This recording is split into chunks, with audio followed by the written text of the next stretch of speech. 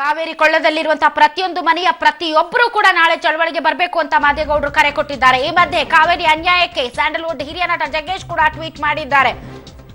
ಕಲಿಯುಗದಲ್ಲಿ ಅನ್ಯಾಯವೇ ರಾಜ, ಆದರವೇ ಮಂತ್ರಿ. ಕಳ್ಳಕಾಕರೆ ಸೇನಾಧಿಪತಿಗಳು, ನ್ಯಾಯ ಹಳ್ಳದ ಕಡೆ, ಅನ್ಯಾಯ ಸುಪ್ಪತ್ತಿನ ಕಡೆ. ಸತ್ಯವಂತ ಸುಡುಗಾಡಿಗೆ, ಅಸತ್ಯವಂತ ಲೋಕಪೂಜಿತ. ನಿಜವಾಗ್ಲೂ ಕೂಡ ಕಾನೂನು ರೈತ ಪರವಾಗಿದೆಯಾ ಅಥವಾ ಕಾನೂನು ನಿಜಕ್ಕೂ ಕೂಡ ಬಲಹೀನರ ಪರವಾಗಿ ಇದೆಯಾ ಅನ್ನುವಂತಹ ಒಂದು ಅನುಮಾನವನ್ನ ತಮ್ಮ ಟ್ವೀಟ್ ಮೂಲಕ ಜಗ್ಗೇಶ್ ವ್ಯಕ್ತಪಡಿಸ್ತಾ ಇದ್ದಾರೆ. ಕಲಿಯುಗದಲ್ಲಿ ಅನ್ಯಾಯವೇ ರಾಜ ಅಂದ್ರೆ ಇಲ್ಲಿ ನ್ಯಾಯಕ್ಕೆ ಬೆಲೆ ಇಲ್ಲ ಅನ್ನುವಂಥದ್ದು. ಸತ್ಯವಂತ ಸುಡುಗಾಡ್ಗೆ ಹೋಗ್ತಾನೆ, ಅಸತ್ಯವಂತ ಇಡೀ ಪ್ರಪಂಚದಲ್ಲೇ ಲೋಕಪೂಜಿತನಾಗ್ತಾನೆ ಅನ್ನುವಂತ ಮಾತನ್ನ ಜಗ್ಗೇಶ್ ಹೇಳ್ತಾ ಇದ್ದಾರೆ. ಈ ಸಂದರ್ಭಕ್ಕೆ ಇದರಲ್ಲಿರುವಂತಹ ಕೆಲವೊಂದು ಅಂಶಗಳು ಬಹಳ ಪೂರಕ ಅಂತ ಅನ್ಸುತ್ತೆ. ಕಳ್ಳ ಕಾಕರೆ ಸೇನಾಧಿಪತಿಗಳು, ನ್ಯಾಯ ಹಳ್ಳದ ಕಡೆ ಹೊರಟಿದೆ, ಅನ್ಯಾಯ ಸುಪ್ಪತ್ತಿನ ಕಡೆ. ನಿಜಕ್ಕೂ ಕೂಡ ತುಂಬಾ ಒಳ್ಳೆ ವರ್ಡ್ಸ್ ಫ್ರೇಮ್ ಮಾಡಿದ್ದಾರೆ.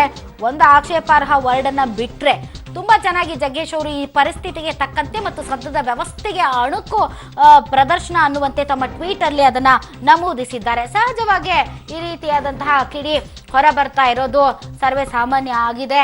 ಮಾದೇಗೌಡರು ಒಂದು ಹೋರಾಟಕ್ಕೆ ಕರೆಯನ್ನ ಕೊಡ್ತಾ ಇದ್ರು. ಕಾವೇರಿ ಕೊಳ್ಳದ ಅಥವಾ ಕಾವೇರಿಯ ನೀರನ್ನ ಕುಡಿತಾ ಇರುವಂತಹ ಪ್ರತಿಯೊಬ್ಬ ಮನೆಯ ಒಬ್ಬೊಬ್ಬ ಮಗ ಚಳುವಳಿಗೆ ನಾಳೆ ಬರಬೇಕು, ನಮಗೆ ನ್ಯಾಯ ಸಿಗೋವರೆಗೂ ನಾವು ಹೋರಾಟ ಮಾಡ್ತೀವಿ ಅಂತ. ಇನ್ನು ಸಚಿವ ಸಂಪುಟ ಸಭೆಯಲ್ಲಿ ಒಂದು ಕಠಿಣವಾದಂತಹ ನಿರ್ಧಾರವನ್ನು ಮುಖ್ಯಮಂತ್ರಿಗಳು ತೆಗೆದುಕೊಳ್ಳಬೇಕು ಅನ್ನುವಂತಹ ಆಗ್ರಹ ಎಲ್ಲಾ ಕಡೆಯಿಂದ ವ್ಯಕ್ತವಾಗ್ತಾ ಇದೆ. ಆದ್ರೆ ಮುಖ್ಯಮಂತ್ರಿಗಳು ಯಾವ ನಿರ್ಧಾರ ತೆಗೆದುಕೊಳ್ತಾರೆ ಅನ್ನೋದನ್ನ ನಾವಿನ್ನೂ ಕೂಡ ಕಾದು ನೋಡ್ಬೇಕಾಗಿದೆ. ಯಾಕಂದ್ರೆ ಈ ಹಿಂದೆನೂ ಒಂದು ಹನಿ ನೀರು ಬಿಡಲ್ಲ ಅಂದಿದ್ದಂತಹ ಮುಖ್ಯಮಂತ್ರಿಗಳು ಮತ್ತೆ ನೀರು ಹರಿಸಿ ಸುಮ್ಮನಾದ್ರು. ಸಚಿವ ಸಂಪುಟ ಸಭೆಯಲ್ಲಿ ಒಂದು ನಿರ್ಧಾರ ತೆಗೆದುಕೊಳ್ತೀವಿ, ನಾಳೆ ರಾಜ್ಯದ ಜನ ನೋಡ್ತಾ ಇರಿ ಅಂತವರು ಸುಮ್ಮನೆ ನೀರು ಬಿಟ್ಟು ತಣ್ಣಗಾದ್ರು.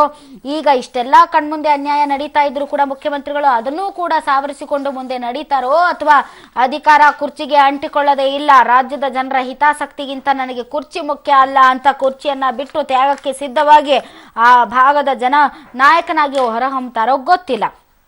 ಜನ ಮಾತ್ರ, ಅದರಲ್ಲೂ ಮಂಡ್ಯದಲ್ಲಿ ಮಾದೇಗೌಡರು ಪ್ರತಿಭಟನೆಗೆ ಕರೆ ಕೊಟ್ಟಿದ್ದಾರೆ.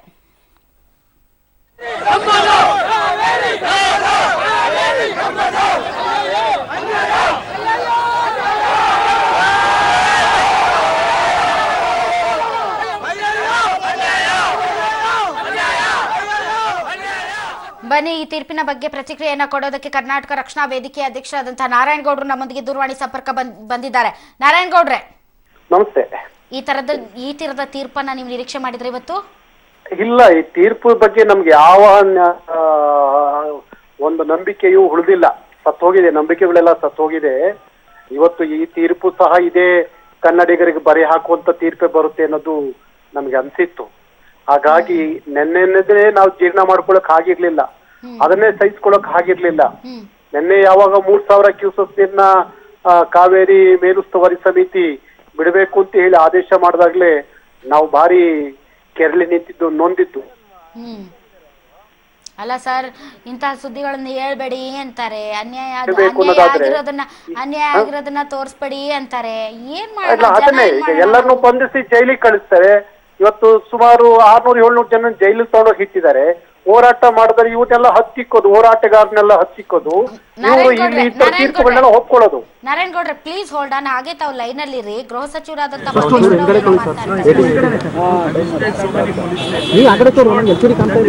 Bhagat please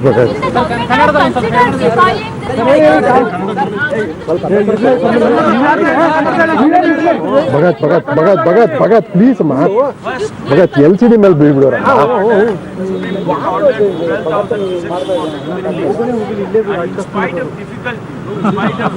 Not having the sufficient quantity of water, we released 1,00,000 water, which was completed.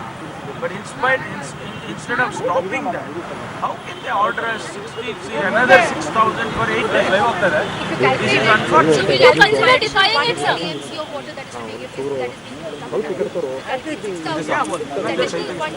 Additional 1 TMC. Will you now consider defying this? Because Bhagat please ಅಮ್ಮ.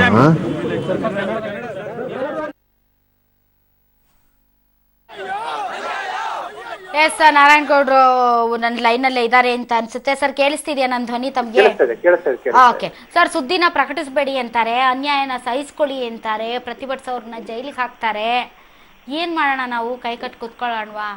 ಅಲ್ಲ, ನಾವು ಹೇಳಿ ಕೇಳ್ಕೊಂಡು ಕುತ್ಕೊಳ್ಳೋಕ್ಕೂ ಆಗೋದಿಲ್ಲ. ನಮ್ಮ ಸಹನೆಗೂ ಒಂದು ಇತಿಮಿತಿ ಇರುತ್ತೆ. ಸಹನೆಯನ್ನು ಮೀರಿದಾಗ ಏನ್ ಮಾಡ್ತಾರೆ ಮಾಡ್ಬಿಡ್ಲಿ ಚಿಂತೆ ಇಲ್ಲ.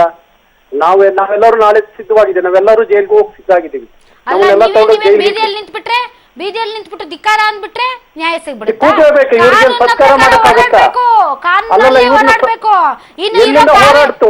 ಇರೋ ಕಾವೇರಿನು ಕೇಂದ್ರದ ಕೈಯಲ್ಲಿ ಕೊಟ್ಬಿಟ್ಟು ಈಗ ಸುಮ್ನೆ ಕುತ್ಕೊಳ್ಳೋ ಬಂದ್ವಲ್ಲ. ಈಗ ಭಾರಿ ದಿನಗಳ ಕನಸಿತ್ತು ತಮಿಳ್ನಾಡುದು. ಇಡೀ 4 ಡ್ಯಾಮ್ಗಳನ್ನ ಕೇಂದ್ರ ಆಡಳಿತ ಪ್ರದೇಶಕ್ಕೆ ನಾವು ತೆಕ್ಕೆ ತಗೋಬೇಕು ಅಂತ ಹೇಳಿ ಇವತ್ತು ಸುಪ್ರೀಂ ಕೋರ್ಟ್ ಅದನ್ನು ಹೊರಡಿಸಿದೆ. ಅದನ್ನು ಆದೇಶವನ್ನ ಜಾರಿ ಮಾಡುವಂತ ತೀರ್ಮಾನಕ್ಕೆ ಬಂದಿದೆ. ಹಾಗಾದ್ರೆ ನಾಳೆ ಮುಗ್ದೋಯ್ತು. ನಮ್ಮ ಕಂಟ್ರೋಲ್ ಎಲ್ಲ, ನಮ್ಮ ಡ್ಯಾಮ್ಗಳು ನಮ್ಮ ಕಂಟ್ರೋಲ್ ಕೈ ತಪ್ಪುತ್ತವೆ. ನಾಳೆ ಕೇಂದ್ರ ಸರ್ಕಾರದ ಕಂಟ್ರೋಲ್ ಬರುತ್ತೆ. ಆಗ ತಮಿಳುನಾಡು ಏನ್ ಬೇಕಾದ್ರೂ ತೀಟಿ ತೀರಿಸ್ಕೋಬಹುದು, ಯಾವ ಸಂದರ್ಭಕ್ಕೆ ಬೇಕಾದ್ರೂ. ಇಂಥ ಪರಿಸ್ಥಿತಿಯಲ್ಲಿ ನಾವು ಸಹಿಸ್ಕೊಂಡು ಕುತ್ಕೊಳ್ಳಕ್ಕಾಗಲ್ಲ.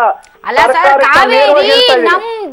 ಕಾವೇರಿ ನಮ್ದು ಅಂತ ಘೋಷಣೆನ ಕೂಗ್ತೀರಾ, ಇನ್ನೆಲ್ಲಿ ನಿಮ್ದು? ಎಲ್ಲ ಹೋಯ್ತು ಕೇಂದ್ರಕ್ಕೆ. ಎಲ್ಲವನ್ನ ನಾವು ಕಳ್ಕೊಂಡು ಕೂರುವಂತ ಪರಿಸ್ಥಿತಿಲಿ ಬಂದಾಯ್ತು.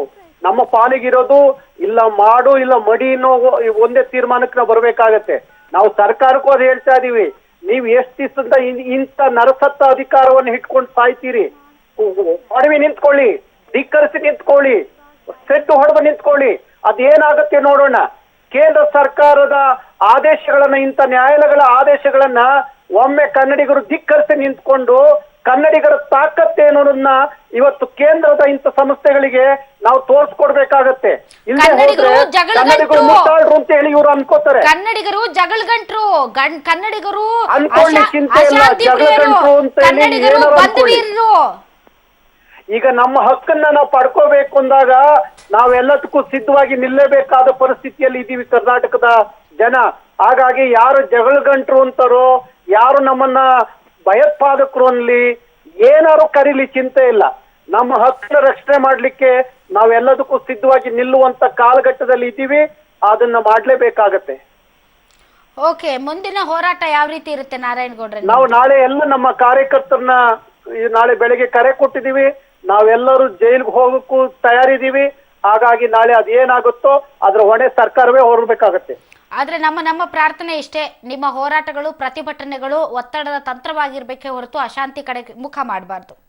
ಇಲ್ಲ, ಆ ತರದ್ ಯಾವುದೂ ಆಗುದಿಲ್ಲ. ಭವಿಷ್ಯದ ಸಂವಿಧಾನ ಕಾನೂನುಬದ್ಧವಾದಂತ ಹೋರಾಟವೇ ಆಗಿರ್ತವೆ. ಆದ್ರೆ ಈ ನಾಳೆಯಿಂದ ಹೋರಾಟ ಯಾವ ಸ್ವರೂಪ ಪಡ್ಕೊಳ್ಳುತ್ತೋ ಗೊತ್ತಿಲ್ಲ ನನಗೆ. All right, okay sir, thank you very much ನಾರಾಯಣಗೌಡ್ರ ಪಬ್ಲಿಕ್ ಟಿವಿ ಜೊತೆ ಮಾತನಾಡಿದ್ದಕ್ಕೆ.